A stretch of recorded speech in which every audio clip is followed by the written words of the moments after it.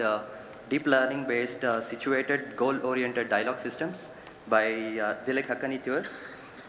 Dilek is a research scientist at Amazon and has previously held research scientist positions at Google, Microsoft Research, ICSI, and AT&T Labs Research. She's a fellow of the IEEE and of ISCA. Her research interests include conversational AI, natural language and speech processing, spoken dialogue systems, and machine learning for language processing. So let's please welcome Dilek on the stage. Recently changed companies, moving from Microsoft to Google, now to Amazon, and I'll be summarizing some of our recent work in the deep learning-based situated goal-oriented dialogue systems, trying to highlight other works in the same time as well. So research in dialogue systems have been mainly studied in two areas. Social agents, social bots, or chit-chat systems. They basically focus on naturalness and relevance of the system responses. So you may be talking to, for example, to a bot, to a social bot about movies, asking for information, etc. On the other hand, task completion agents focus on task success. They assume the users have a goal in mind, and then there's usually an API or backend system which helps the system to accomplish the goal. And the information is usually dynamic. That nature of the information actually makes it necessary to convert to the user's request into some query to the backend. And in such systems, usually you ask to buy tickets, etc. Research on social bots mainly started just like as translation models, mostly sequence-to-sequence models have been used. Later on, researchers integrated conversational context into those sequence models. And more recently, there is work that is trying to ground the conversations into some knowledge so that whatever the system is outputting is actually relevant as well. On the task completion agent side, work started mostly like single domain systems where a single frame is filled in. So that was defining the domain boundary. Later on, we started looking into multi-domains, and more recently, end-to-end learning has become very popular and massively multi-domain. Kind of breaking the barriers of the domains has become very popular. So in a way, these works are converging towards each other. So I have a slide. I'm going to be mostly focusing on task completion agents, only a bit at the very end about social bots. I have a slide about the history. I'm not going to go into the details of the history, but just the point that I want to make is at around 2000, when AT&T and others came up with the first call routing systems, we have seen a boom in conversational customer care agents, right? And then afterwards, virtual personal assistants came out. And these days, we are having a boom of skills and bots, like Alexa, for example, having about 40,000 skills. So the point that I want to make is talking to machines has been a dream of the mankind for a very long time. And every time there is some hope, a lot comes after. But if you look at the current production systems, even though conversation is very important, these systems are mostly like walled garden of domains. Dialogues are mostly directed. Very limited personalization. There is some, but limited. And the assumption is these systems will learn mostly from their developers, either first party or third party in the cases of skills. And we are bound by the number of APIs or tools that are available. And usually these systems are harder to scale, either grammar-based or machine learning-based, but data-hungry, so we do need a lot of data.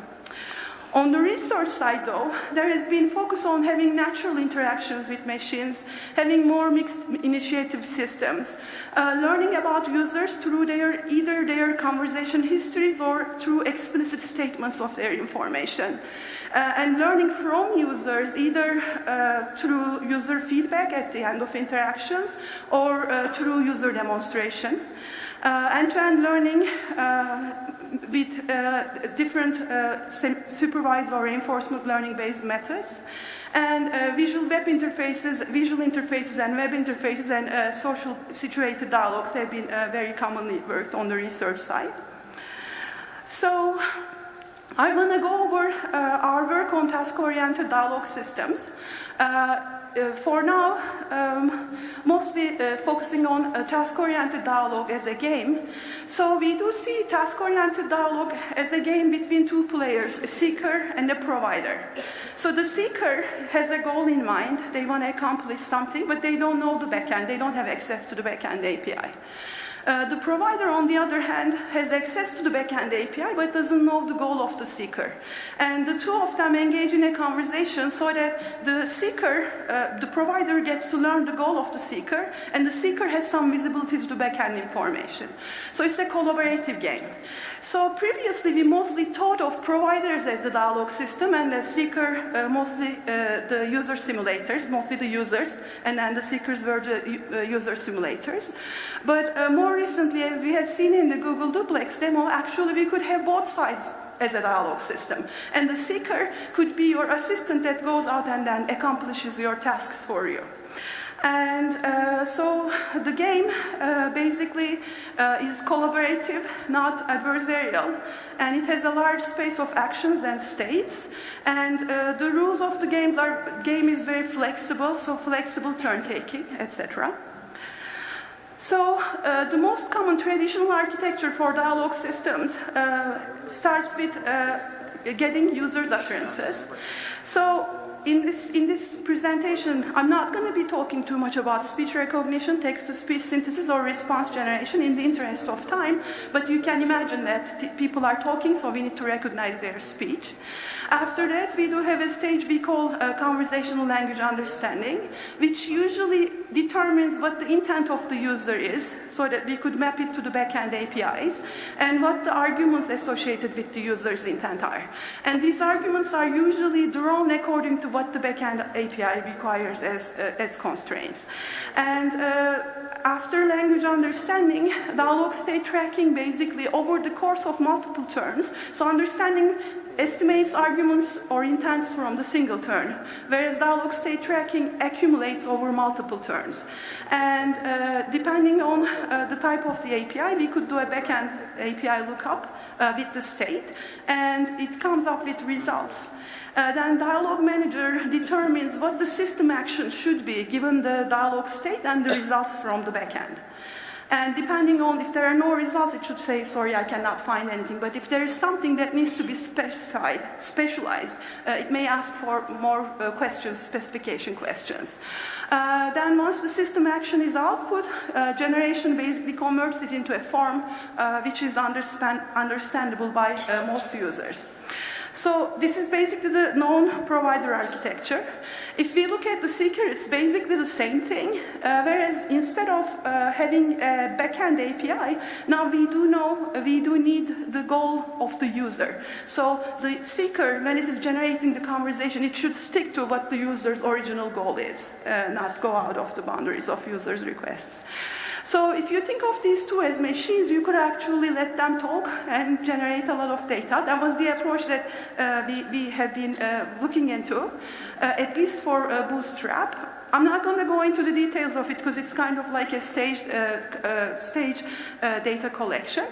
But we made most of these data sets publicly available on the Google Research GitHub. So I've been talking about speech-to-speech interactions. But most of these conversational agents are actually currently running on devices. Many of them are running on devices which do have a screen. And usually visual information like a picture is more than 1 million words. So for example, here is a map. My query was show me restaurants in Mountain View, Mediterranean restaurants in Mountain View. There are many of them, but visually I can just consume this information very easily. And at the same time, if you look at the web, there are many forms for almost everything we could imagine, like adopting pets, looking for papers. These are kind of like APIs, and if we can actually let users interact with them using the visual information, that could be our solution to the problem of domain boundaries and domain scaling.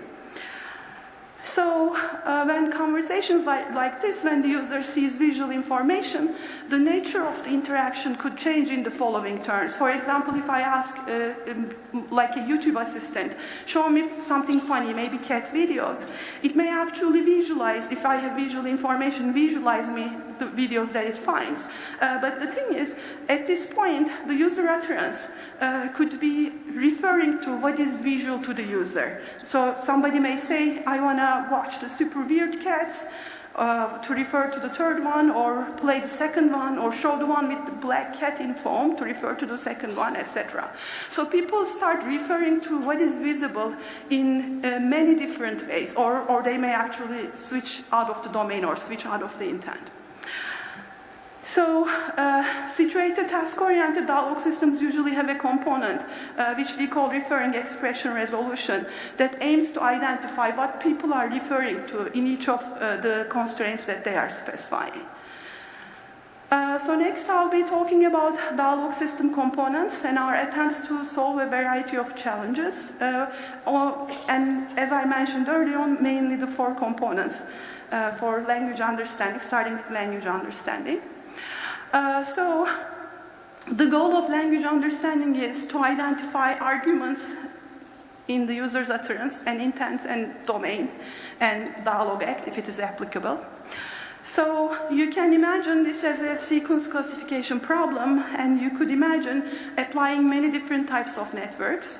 Our work mainly included looking into various RNN and CNN architectures to classify each of these words using bidirectional networks.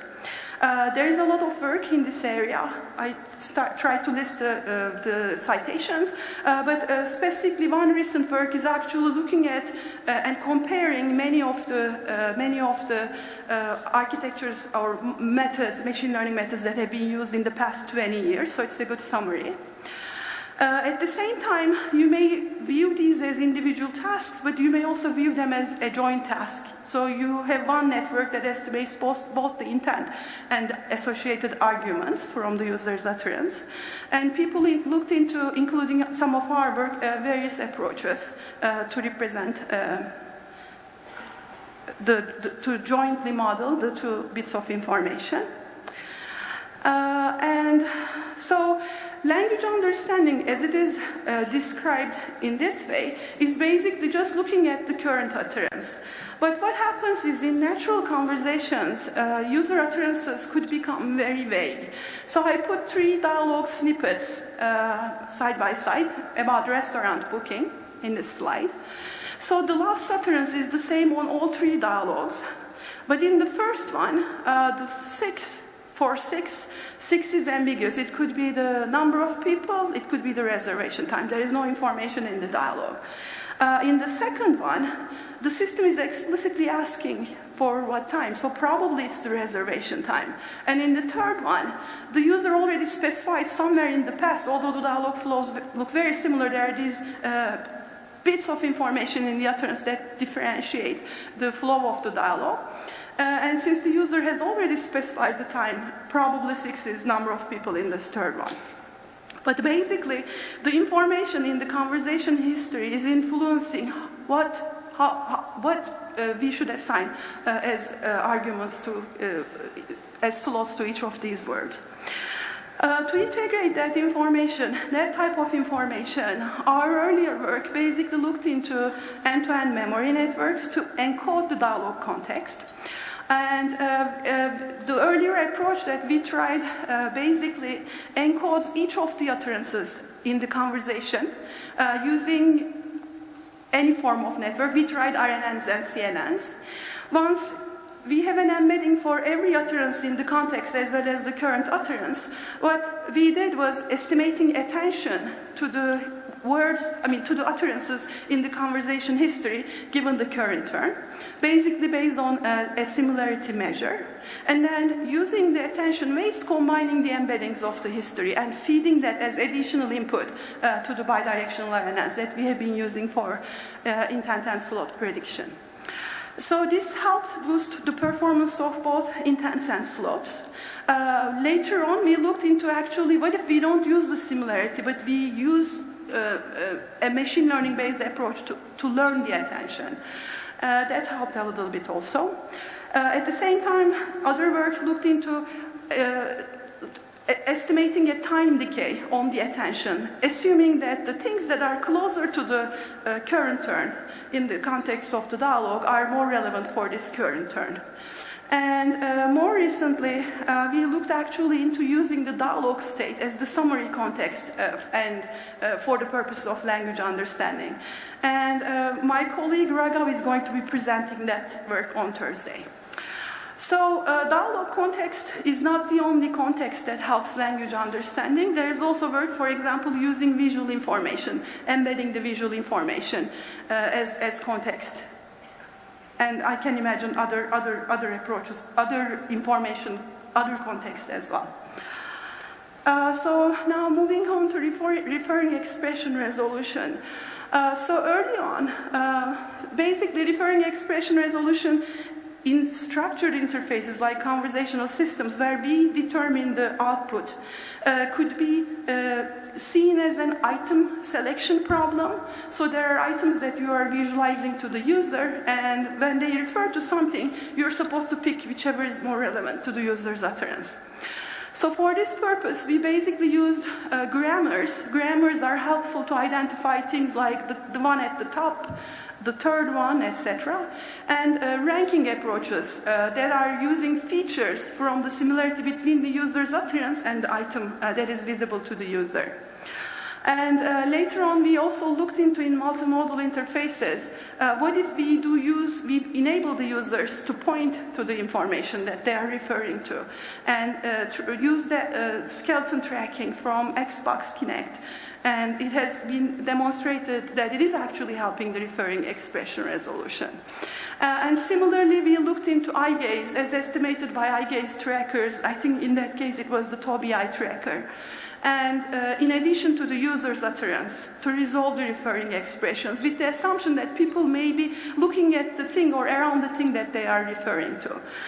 And that has also been useful. So more recently, there is work in the vision community, basically, again, referring expression resolution. Given an image like this, and given a phrase, the girl with the red tie, the goal is to determine the boundaries of the object that is being referred to by the user's utterance. And their approach is basically based on image segmentation. So in the context of dialogue systems, we don't really need to determine all the information, but certainly using the image could help resolve many referring expressions. So the earlier example that I was giving showed the one with the black cat in foam. There is nothing that says foam or cat in the text, but the cat is visible to the user. So more recent thing that we tried is actually, in addition to the image, in image segmentation-like approaches, in addition to the image, since we do know the semi-structure of the page, so we do know the items that are being displayed to the user, either from the HTML or from the output that we are generating.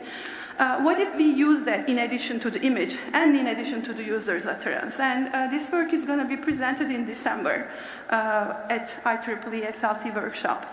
And we have found out that actually it is improving both just the previous text-based approaches and the image segmentation-based approaches to use the two information together. So dialogue state tracking comes after these two components, and basically aims to estimate agent's goal, user's goal, over the course of the dialogue. So if it is a complex dialogue, for example, like this one, where users move from one topic to another topic, you could imagine estimating state over the two domains, although it's a very complex example. So work on dialogue state tracking has been fostered by the dialogue state tracking challenges because of mainly the availability of the data and the challenge. Many researchers tried using delexicalized RNNs or the neural belief tracker, end-to-end memory networks, which is very similar to the one that we use for language understanding for this task. So the previous work mainly focused on fixed value sets and estimating a probability distribution over that fixed value set. So if the backend API has few values, and if you know those values, then it's doable. But in real applications, sometimes the backend values are many, and it doesn't scale. So for example, there are a million movie names. Estimating a distribution over all of them does not scale. Our work mainly focused on that. In addition, there is also one recent work that is also focusing on the same problem. And basically, instead of estimating a distribution over all the values, we estimate a candidate set. And the candidate set could be estimated from the context of the dialogue. For example, if the slot in question is time, we could actually look at the dialogue context to find the time. But we are not just limited with that. We can actually look at the ASR lattices, visual context, knowledge, common sense, anything you could imagine to form the candidate set. It could be a complex approach, depending on the available time. And then our approach is basically candidate ranking using deep neural nets. So just like the previous work, when a slot comes into question, instead of all the values, we estimate just the candidate set, and then a don't care value, which is commonly used in dialogue state tracking, and a not specified value. And here I show a color-coded deep neural net at the very top, where we are actually converting the output through softmax to a probability distribution. So this type of approaches enable sharing parameters across different slots. So we benefit from examples of other slots. And it also enables transfer learning to other domains. Basically, you could use the same network for another domain as well, because there is nothing specific to the domain that is being used in the features. More recently, we actually looked into what if we combine this form of dialogue state tracking with the language understanding, because many of the features that are extracted by these two components are very similar. And Thursday's talk is going to be including some of that joint model as well. So on the policy learning side, as I mentioned early on the research side, we have been looking into user simulator or seeker policies for a long time. Early on, there was the agenda-based user simulators proposed by the Cambridge team. More recently, sequence-to-sequence models, both Interspeech 2016, and there is also a recent paper at SIGDAL this year. Our work originally was using probabilistic agenda-based user simulators so that we do generate some variability in the user simulator responses. And very recently, we focused on using sequence-to-sequence models with some hierarchy so that we can actually we are not relying on just the current turn, but the dialogue context to estimate what the next user simulator action should be. And I'm not going to go into the details of this architecture. It's going to be presented at SLT this year. But our main goals were following the user goal when generating the user simulator responses, plus creating diverse set of responses. So the main purpose we use the user simulator is training the provider policy or evaluating different dialogue systems. And for both of these, you actually do not want just the ideal user. You want actually a diverse set of user responses. And we focused on that, trying to figure out how can we actually distort the output of the user simulator in a reasonable way so that we don't only deal with the ideal user, but we train policies for a majority of the population. And on the policy side, provider policy side, this is an area there are many papers, it's hard to summarize all of them. There is a lot of work on reinforcement learning, targeting for the longer-term task reward. Where the longer-term task reward could be defined in terms of task completion and the minimum number of turns. More recently, there are hierarchical reinforcement learning algorithms for multi-domain dialogues. There are papers on reward estimation, reward shaping, etc. One of the things that we looked into is basically, in addition to the longer-term task reward, policy shaping to integrate the immediate user feedback. So, as in the speech community, we know users may implicitly be giving feedback through their speech. They may be implicitly giving feedback through repeating some of the terms, or they may be explicitly giving, okay, this turn is good, this turn is not good. And our work basically focused on integrating these two when learning the policies. And another recent work actually looked into jointly learning these two policies. So I want to focus just very quickly talk about end-to-end models. So the component-wise models that I've been presenting, they are good because some of the components have a lot of data and some others don't. For example, for language understanding, we usually have much more data than dialogue state tracking. However, the component architectures have their disadvantages as well. Main ones being each component is tuned for their accuracy, whereas the goal is actually the longer-term task reward.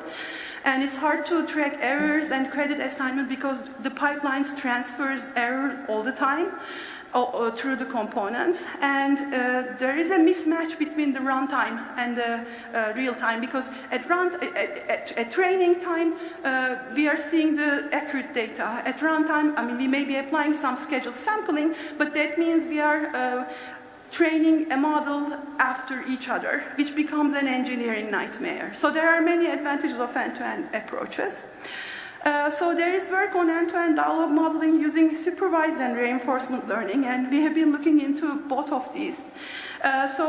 We came up with this architecture where you do have a dialogue state that goes over the course of multiple turns, and at each turn you input the user's utterances encoding and the system action. And from the latent representation of this dialogue state, you estimate the slot values. This is needed so that we could do the backend lookup. And with the results from the backend and the latent dialogue state, we have a policy network which estimates the next system action at the next turn. And we have been looking into both supervised learning and reinforcement learning methods for this task. And we have shown that actually with supervised learning, your performance is not changing. You are limited to the corpus that you are learning the policy from. Whereas with reinforcement learning, since you are targeting the longer-term task reward, if you train just the policy, your performance task completion rate in this case improves. And you further improve it if you do reinforcement learning for all of the network. And what is really happening is with supervised learning, so we looked into the previous components. Basically, the policy would only train this network with RL feedback, whereas the overall end-to-end is training the overall network. So we looked into what is happening at the dialogue state tracking accuracy, and we have seen that even though we do not have any annotations for dialogue state tracking, we could actually improve state tracking using the longer-term task reward. So at this point, in the remaining 1 or 2 minutes, I mentioned natural conversations in the beginning, and the walled garden of domains does not apply all the time. So users may be asking for movie tickets, and then when we ask them, they may respond to what we are asking. In this case, which theater would you prefer? They may pick one of the theaters. But they may be asking all of these other things, right, which are all valid questions, and most APIs do not handle them. Really, human agents, they can actually look up additional information. So the social interactions becomes really important in this type of cases. And at the last part, I just want to highlight one thing. This is the Alexa Prize Challenge, which I have been following before I joined Amazon, and also recently more involved with that.